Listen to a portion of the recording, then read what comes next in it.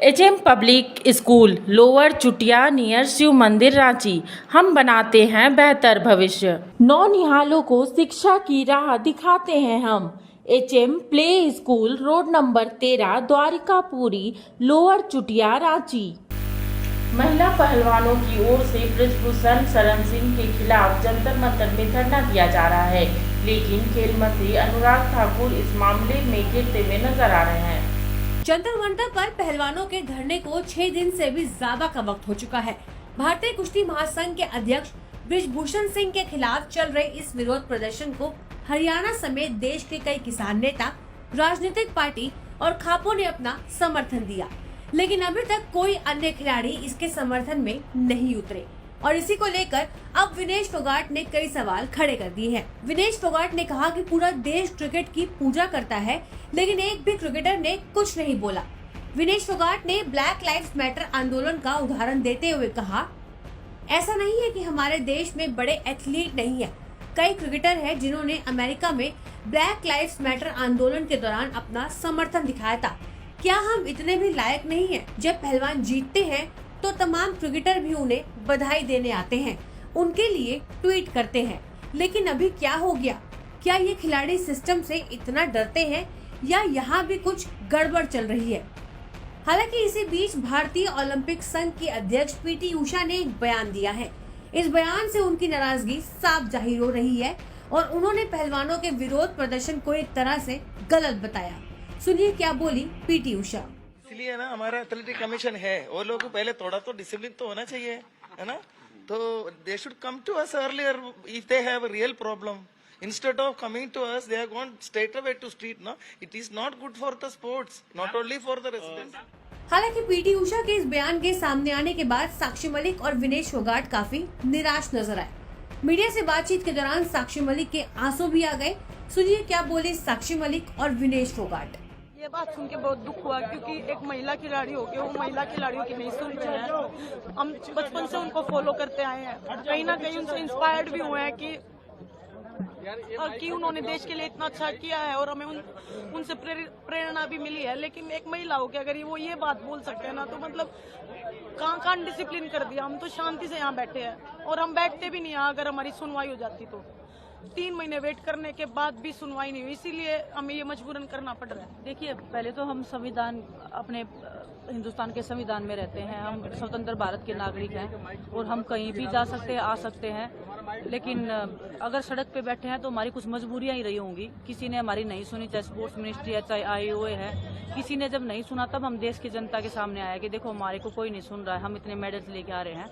और पीटी उषा जी का ऐसे बोलना, जिनको हम खुद इतना बड़ा आइकॉन मानते थे, पीटी उषा जी, मिल्खा सिंह, इनको हम की अरे मतलब खिलाड़ी हो तो ऐसे हो, देश जाने तो ऐसे जाने, उनका ऐसे बोलना, महिलाओं के प्रति बिल्कुल भी सेंसिटिव नहीं होना। और रही पीटी उषा मैम की बात, मैंने उनको पर्सनली फोन भी किया था कि मैं अपना दर्द साझा कर सकूं कि मैम देखो ऐसे ऐसे बात है, लेकिन उन्होंने फोन भी पिक नहीं किया।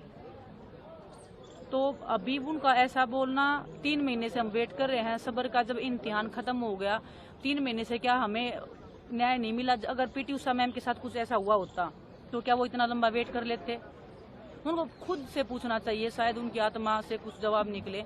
और हमें नहीं पता वो उनके ही जुबान है या उनके ऊपर भी कोई प्रेशर ही है बोलने का, क्योंकि पर वो रही। और वो जब IOA में खुद प्रेसिडेंट हैं, वो जब खुद मीडिया के सामने आके रो रही हैं कि मेरी एकेडमी को तोड़ा जा रहा है, जब वो खुद के साथ ही न्याय नहीं कर सकते हैं तो हम क्या उम्मीद करें उनसे?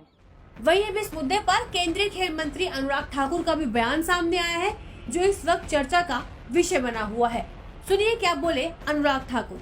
जहां तक आप रेसलर्स की बात करते हैं, पूरे रेसलिंग में से कुछ खिलाड़ी अगर आज जंतर मंतर पर बैठे हैं, उनसे किसने बात की?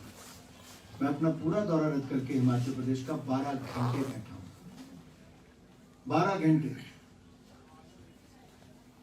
7 घंटे एक दिन, 5.5 घंटे अगले दिन, पूरी बातें सुनी। रात के 2-2:30 बजे प्रेस कॉन्फ्रेंस में उनसे पूछ के कमेटी बनाई गई।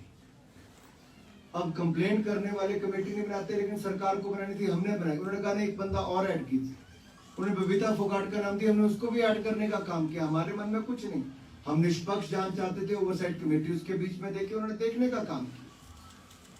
और ओवरसाइट कमेटी के आगे जो भी अपनी बात रखना चाहता था उसको अवसर दिया गया, किसी के ऊपर कोई रोक नहीं थी।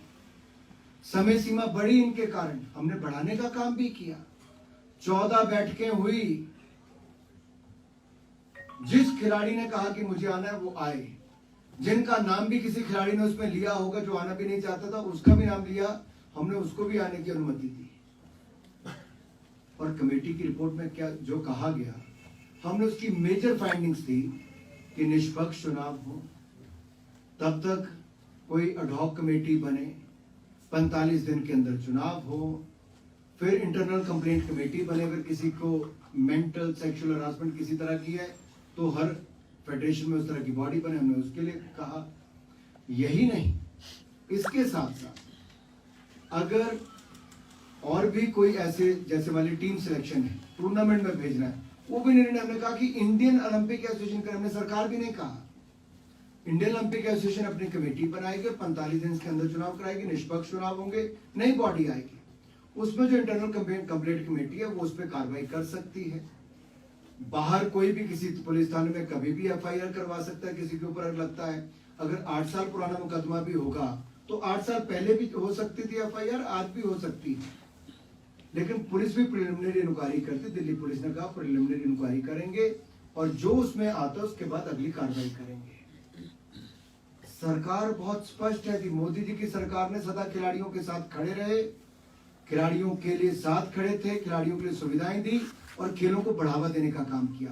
हमारे लिए खेल प्राथमिकता है और खिलाड़ी प्राथमिकता है, और उसमें हम कहीं पर भी कोई कॉम्प्रोमाइज नहीं करते हैं, ना आज तक किया ना आगे करेंगे। हालांकि जब तक हम आपके सामने वीडियो लेकर आए हैं तब तक इस कमेटी की अध्यक्ष मैरी कॉम ने अभी तक चुप्पी साध रखी है और उनकी ओर से अब तक इस मामले पर कोई भी बयान सामने नहीं आया है।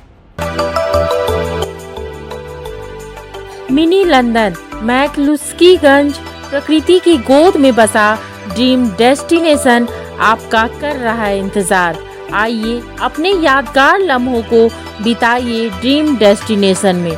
राजधानी रांची से महज 50 किलोमीटर दूर आपका अपना ड्रीम डेस्टिनेशन। जब टूटती है आस, जब थकती है सांस, जब रूठते हैं अपने, मुंह मोड़ता है जमाना, जब अंगड़ाई लेता है संकल्प, फिर बनती है कहानी, बनते हैं अनमिट निशान। देखिए मेरे साथ संघर्ष की दास्तां।